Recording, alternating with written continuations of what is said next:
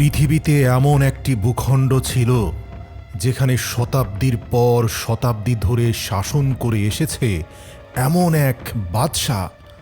কোরআন বলছে সে শুধু দেশের রাজাই ছিল না, বরং নিজেকে জনগণের খোদা বলে দাবি করেছিল।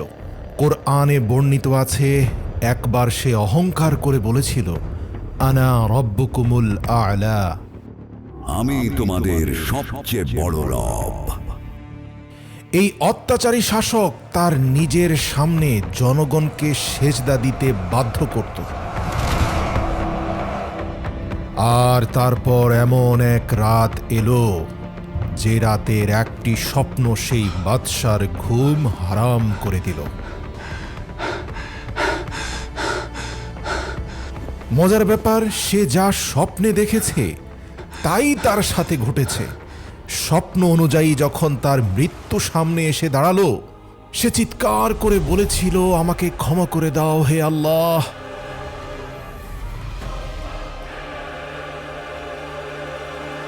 কিন্তু আল্লাহ তার লাশকেও মাটির নিচে দাফন হতে দিলেন না, বরং